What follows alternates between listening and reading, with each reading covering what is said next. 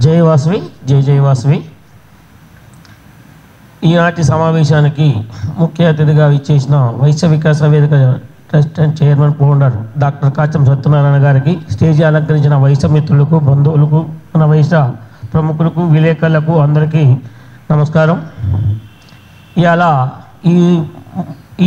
ఈ సమావేశం ఎందుకు ఏర్పాటు చేయడం జరిగిందంటే, మన వైశ్య కమ్యూనిటీలో, తెలంగాణలో ఉన్న వైశ్య కమ్యూనిటీలో ఉన్న ఎన్ని సంఘాలు ఉన్నా కూడా, ఏ సంఘం ఏ పార్టీలు ఉన్నా, పార్టీలు వేరైనా, సంఘాలు వేరైనా, కమ్యూనిటీ కోసం రాజకీయంగా ఎదగటానికి మనకి ఎంతవరకు, మనకి రాజకీయంలో ఏ వాటా ఎంతైతే వస్తుందో ఆ విధంగా రాజకీయంగా ఎదగటానికి కష్టపడే విధంగా ఉన్న వాళ్ళకు ఏ విధంగా ప్రోత్సహించాలి, రాజకీయంగా ఎదగాలంటే ఎదిగే వాళ్ళని ఎవరైనా ఉన్నప్పుడు వాళ్ళని అణిచివేయడానికి ఉన్న కులాలు ఎన్నైతే ముందుకు వస్తున్నాయో ఆ వాటికి బేక్ చేసుకొని ఉమ్మడి ఆంధ్రప్రదేశ్ ఉన్నప్పుడు 15 సీట్లు ఉండేది.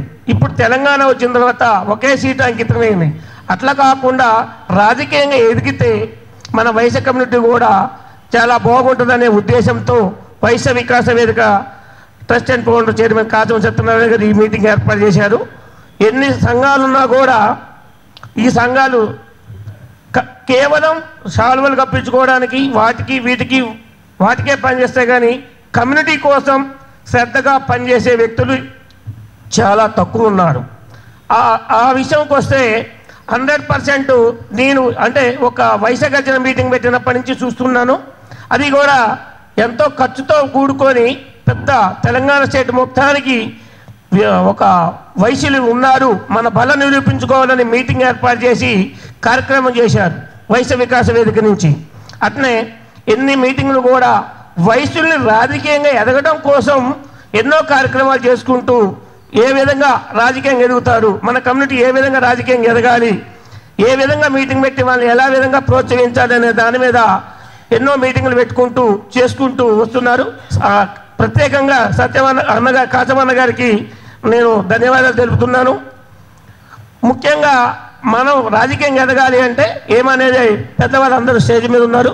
సలహాలు సూచనలు అంటే నాకు నచ్చిన సలహాలు నాకు, మీకు నచ్చిన సలహాలు మీకు ఇస్తే దాన్ని జనాల్లోకి తీసుకెళ్లే విధంగా మన సంఘాలు ఉన్నాయి కాబట్టి చేస్తారు. దీన్ని వైశ్య వికాస వేదిక ఈ ప్రతి విషయంలో గాను ఇప్పుడు వైశ్య వికాస వేదిక 10th క్లాస్ పిల్లలకి సన్మాన కార్యక్రమం, ఇంటర్మీడియట్ పిల్లలకి సన్మాన కార్యక్రమం, ఇట్లా ప్రతి విషయంలో ఏదో ఒక కార్యక్రమం చేసుకుంటూ ప్రోత్సహించుకుంటూ ముందుకెళ్తుంది.